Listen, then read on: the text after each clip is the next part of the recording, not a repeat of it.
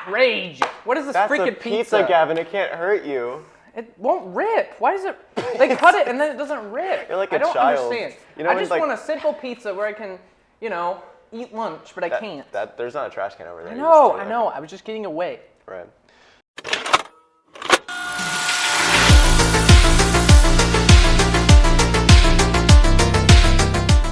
You're like a child, you know, in like birthday parties where they don't even like cut a piece, they like just grab a whole. Well, the problem, it wouldn't rip. It wouldn't rip.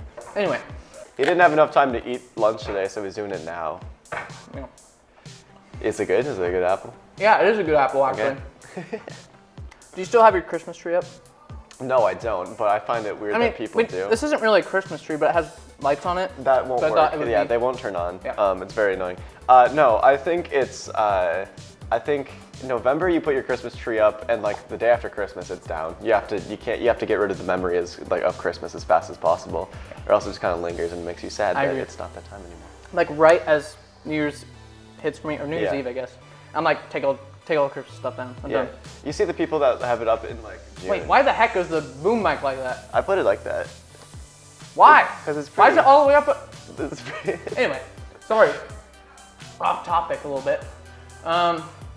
I'm eating my lunch because I kind of missed it. I had a little special interview. Hey, we'll insert a clip right now. The growth that we'll be able to see with the WWS district and how we'll be able to serve the community with the growth that we're seeing.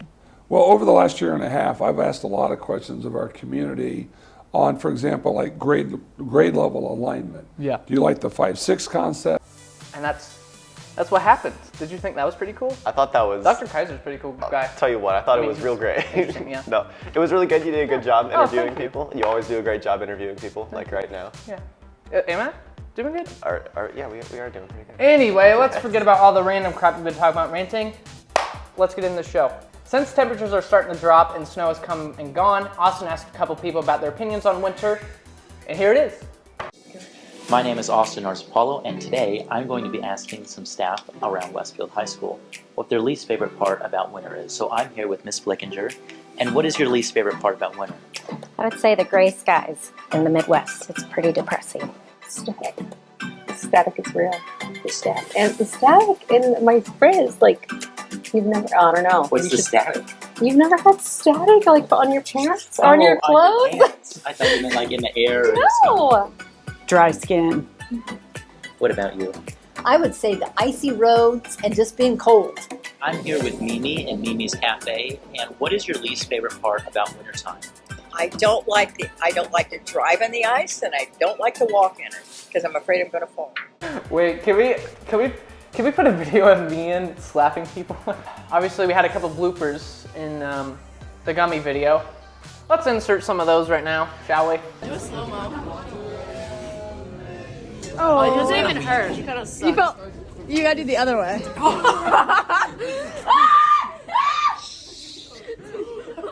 Wait, do it to Alex. Yeah, do it to Alex. Can I use your face real quick? It's part of the initiation process. You have to do it. We're glasses are gonna I want to take these.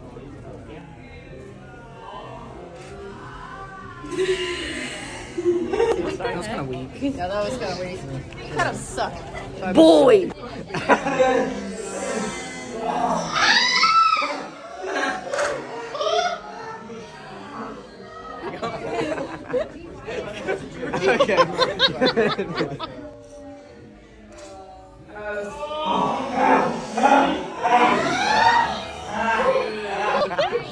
I'm gonna have a red mark on my face. Wait, stand still. We'll go do the A-strike now. Yeah.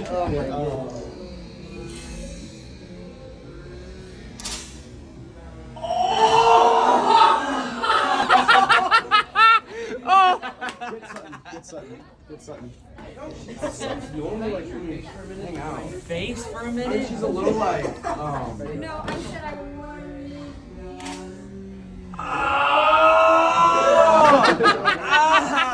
Oh, that's a good that? Oh, okay.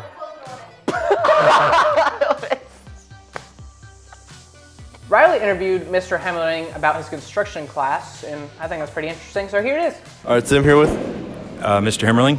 And what do you do in Principles of Construction Trade? Well, kids build a house teach them basically the processes of all the different systems within a residential structure. The idea of how's the foundation work, how does the flooring work. They build the walls, they build the roof, they put the shingles up, put siding and windows in, learn how to wire an outlet, a switch, and a light, do drywall, those kind of things. So basically all the processes and principles involved with building a house. All right, and then what would you say is your favorite part of the whole class?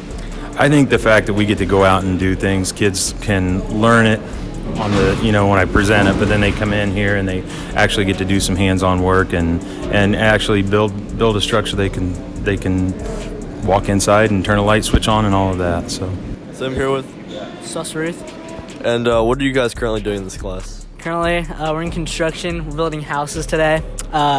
Today we did some wiring, put some outlets in. All right, and what's your favorite part about the class? Just hanging out with our friends, building stuff. Speaking of the new year, Maria went around the school to ask people about their personal growth in the new year, and is it something to do with the New Year's resolution? Anyway, here's Maria. Let's just watch it. Hi, I'm Maria Pettyjohn, and I'm here with Lan Cotter. Natalie Cazal, Sergeant Zimmerman, Reed Schaff, Tasha Zabinski. Armani Middlebrooks, I'm a junior. Carson Melvin, I'm a sophomore. How are you going to change or improve to grow as a person this year? Hopefully I just become a more laid back person. I don't want to do any overthinking. I really just want to become a person who puts more effort into things that I do. I'm going to have a better positive outlook on life. I'm going to play a lot of Fortnite, grind out the battle pass. I'm planning on putting myself first. Try to give out more hugs this year. I'm just being a nicer kid and be respectful to my teachers this year. Anita is asking people about trust issues and what can come with it.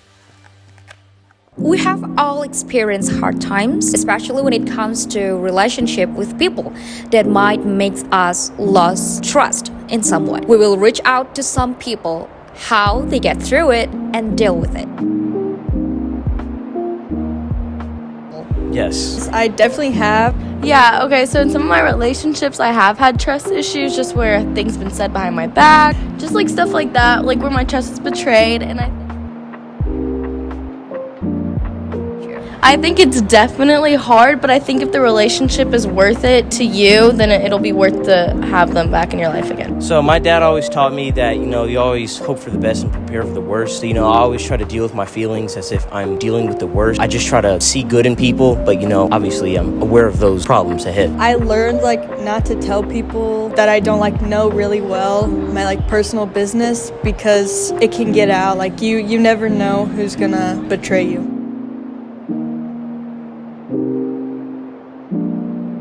There's always some good in people, but you've got to be prepared to, see the worst in people. Just never lose control of yourself and your feelings. Open communication and just being straightforward, not sugarcoating it. And I just think talking it out was, the best solution. Evan and Rowan did a segment over the athlete transfer portal, and we have that for you right here. The NCAA transfer portal cycle for the 2023 season has officially opened. The portal has fully cranked into gear with the FBS transfer window beginning December 5th and ending January 18th. Now, for those who don't know, the transfer portal permits students to place their name in an online database declaring their desire to transfer. Athletes enter the portal by informing their current school of their desire to transfer. Then the school has 2 business days to enter the athlete's name in the database, and some current college stars like JT Daniels, Graham Mertz, Devin Leary, and Keaton Slovis have put their name in the portal. Now with this system, there are multiple pros and cons. A pro would be that the transfer portal gives athletes a second chance to find success at a different school. A con would be that it really devalues the element of commitment. An example of the transfer portal really helping a career would be Joe Burrow. He was the 3rd string quarterback at Ohio State, and he felt like he could be used elsewhere. And he entered the transfer portal, and Ed Oregon went to work, and he committed just 4 days later after entering the portal to LSU. You know the rest. Little tempo here.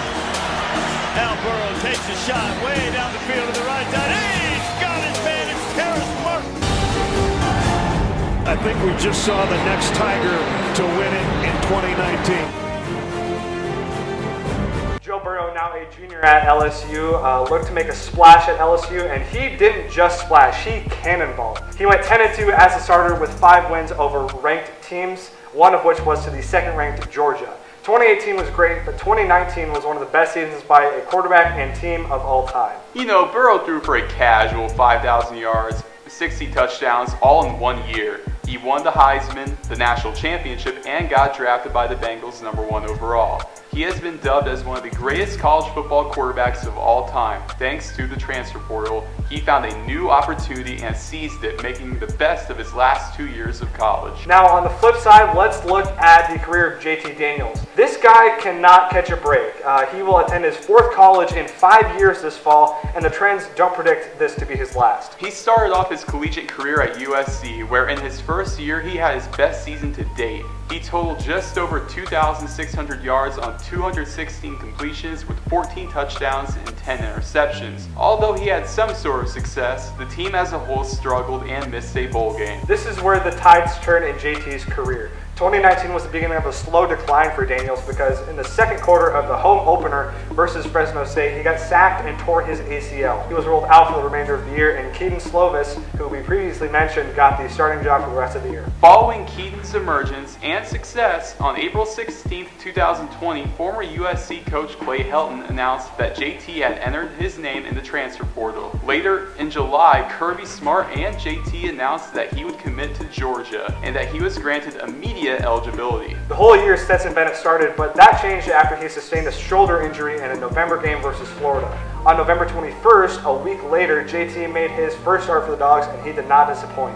He won that game and every game after that in 2020, including a Peach Bowl win over Cincinnati. In 2021, JT was set for a breakout year, and all that setup was for nothing though, as after the first game versus Clemson, he was sidelined due to an oblique injury. That meant the legend of Stetson Bennett was set to return, at least for the next 2 weeks. He returned versus South Carolina in dominating fashion, throwing 23 for 31 and 303 yards. Then for the rest of the year, he was pretty mid. He was so mid, he got replaced against Vanderbilt. After his bad year in 2021, he entered the transfer portal yet again, destined to find a new home. Fast forward to this year where he played at West Virginia. Rowan, how would you describe this season by Daniels? Pretty mid. I agree, and that's all you can really say about that, and his entire career is just really mid. He went 4-6 at West Virginia this year, throwing for 2,100 yards and 13 touchdowns. He entered the transfer portal yet again this year and will start next year for the Rice Owls. Evan, why are we paying so much attention to this one player? Well, in my opinion, JT Daniels has abused his eligibility and transfer portal system. He was granted a redshirt season because of his injury and an extra year of eligibility because of COVID. Theoretically, we could see Daniels in a different uniform in 2024. I think he would be perfect for Coastal Carolina because, you know, their quarterback entered the transfer portal. I feel like him going there, a top 25 team usually, I think he would be perfect there, and he could honestly be a third-day NFL draft pick next season. I definitely agree with that. The transfer portal implemented in 2018 had the purpose of simplifying the process to allow athletes to transfer between colleges for whatever reason it may be. With the rise of NIL deals, however, the hype each year in the transfer portal will begin to rise more and more as more money is being thrown around. It has helped athletes find some success in a new home, and it has also destroyed some careers. Boiler up. Film is correct, technically. Yeah, let me finish eating actually. I think that's a good idea. You know, you learn that, what, common etiquette? Yeah. 5-year-old? Why did I choose to eat my lunch right now? Because it's funny. I guess. Anyway, Layla did a review on the new Netflix film Glass Onion, and here is that for you. Knives Out versus Glass Onion. In 2019, the popular movie Knives Out was released. In November 2022, the sequel Glass Onion came out. Since then, there has been a debate about which is better.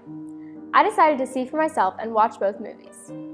Personally, I prefer the sequel, Glass Onion. I feel like this movie has a lot of unexpected plot twists that made it really interesting to watch and had me waiting to see for what was going to happen next.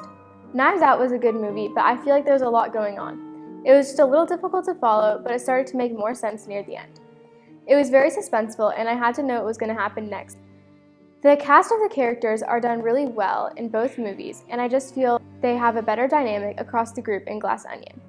The overall vibe is just better in Glass Onion, and it has a better plot in general. The turning point of both movies are really good, however, it was better put together in the sequel. All in all, both movies were good, and I would recommend them to someone.